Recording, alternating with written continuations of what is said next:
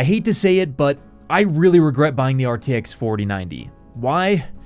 Let's talk about it. Before that, this video is brought to you by VIPCDKDeals.com. CDK Deals is a website dedicated to getting you the best prices on games and software, and right now you can get a Windows 10 Pro OEM key for an insanely low price. Just find the best price and apply my special discount code GPC20 for an additional 30% off. You can also check out securely with PayPal, and once the payment is cleared, you should get access to the code both in your account as well as in your email. In order to activate the new copy of Windows 10, just search Activate under Windows and type in your key. So if you want to learn more, be sure to click the link in the description below. So like a lot of crazy enthusiasts out there, I went to go buy an RTX 4090 basically on day one because I just can't help myself. I always want like the latest and greatest stuff because PC gaming, it's like my only big hobby other than like lifting weights. So I get really into it, and it's kind of where I dump all my money, probably irresponsibly so. Don't judge me too hard. Yeah, I went to go buy an RTX 4090 basically on day one, and as you can imagine, it was really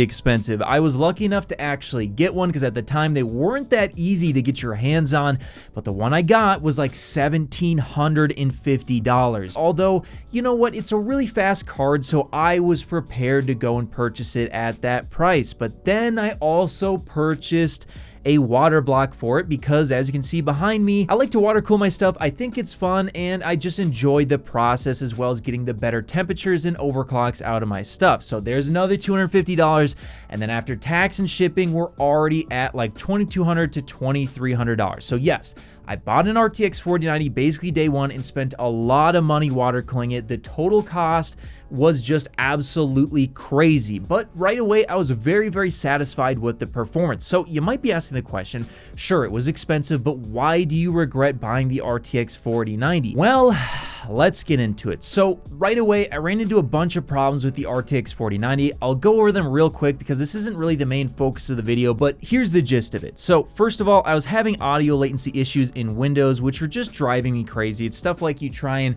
start an audio source and it would just take a while for it to happen. I believe this was a bug that NVIDIA was aware of, and I think they solved it on the RTX 30 series, but I'm not sure if they ever got around to it with the RTX 40 series. I didn't stick around long enough to find out. I used it for like a year. I don't think it ever got solved, and it was just driving me crazy. Another problem I was seeing is that I was having some screen blankouts on my secondary monitor, and this doesn't appear to be just me having this issue. I've had a lot of other people who have definitely told me they've seen similar issues, and I've seen people posting stuff on Twitter. It might not affect you, but it's something that I was dealing with, and it was really annoying. Another thing that I had was alt-tabbing on FreeSync displays was taking like upwards of 5 seconds just to get to the desktop, and that is absolutely ridiculous. When I had friends who were using other monitors, I think it was 1440p and G-Sync, where they could get to the desktop right away. However, unfortunately, all the monitors and TVs I was using were FreeSync. I don't know if it's 4K or the fact that they were FreeSync, but this was an issue that was ongoing and never got solved, and was really irritating when people were trying to send me stuff in the middle of us playing a game.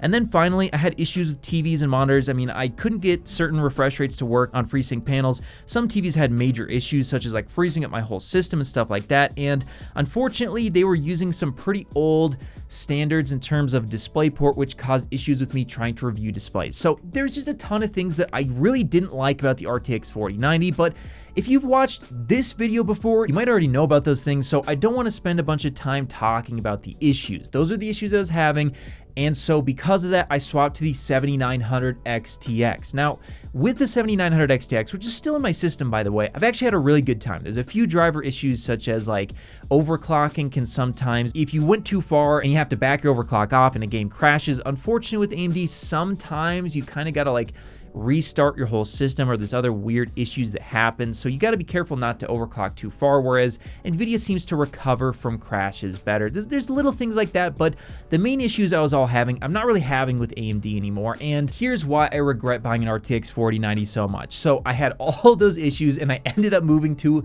a 7900 XTX. And of course, I bought a super crazy version of it that was like $1,450 after tax. You're talking about over $1,500. And not only are we talking about spending even more money, because when I went to sell my RTX 4090, I actually sold it at a slight loss. I think I sold it after like fees and stuff on eBay for around $1,350. So now we're talking about I've spent a total of like $2,500 effectively. I spent all this time trying to figure out all these issues that I could just never solve and ended up just moving over to AMD anyway. Now, of course, these are issues that I'm having. Maybe you aren't having these issues, and maybe you're really, really happy with your RTX 4090. And if that's the case, that's great. The RTX 4090 is the fastest GPU on the market. And if it works for you, you should absolutely not swap. I'm not telling you to do that. It is a great and powerful GPU, but at the end of the day, spending like $2,500 on a product and a bunch of time trying to fix issues with it is just a really bad time. And honestly, I could have just bought a 7900 XTX today for like, I think I've seen them as low as like $800. So instead of spending all this time and money, and sure, some of it was on water cooling, so hey, we can probably put some of that money towards, you know, that doesn't actually count, but either way, it was way more expensive, and I spent all this time and money on the 4090, and I could have just bought 7900 XTX for like $800. It would have done everything that I needed it to. If you overclock the 7900 XTX in terms of 1% and 0.1% lows, I've found that it gets very, very close to an RTX 4090 with ray tracing off. The 4090 will always be faster and way faster if you enable ray tracing, but at the end of the day, I just had to share this with you guys because I feel like I don't want other people to make the same mistake as me. You know, if you have a FreeSync display, if that's what you're using, I do really think that buying an NVIDIA card might not be the right choice for you. Sometimes G-Sync compatible displays work really, really great for NVIDIA. Sometimes they don't. So you might want to ask some people if that's the display you're stuck with before you choose which vendor you go to, because you could just end up like me, spending a ton of time and money on something that you ended up ultimately not even sticking with and just wasting, God, what was it, like $2,500? I feel like an absolute idiot, so I don't want other people to make my same mistake. So ultimately, that's why I regret buying the RTX 4090. But again, maybe it's the right choice for you, and maybe AMD would actually be a bad choice for you depending on what you do. But hey, that's just what I think. Do you think the RTX 4090 really was a huge waste of time and money for me? Or do you think I'm just doing things wrong and I'm a complete buffoon? Let me know your guys' thoughts in the comments below. And of course, I'll see you in the next video. If you made it to the end of the video, be sure to drop a like.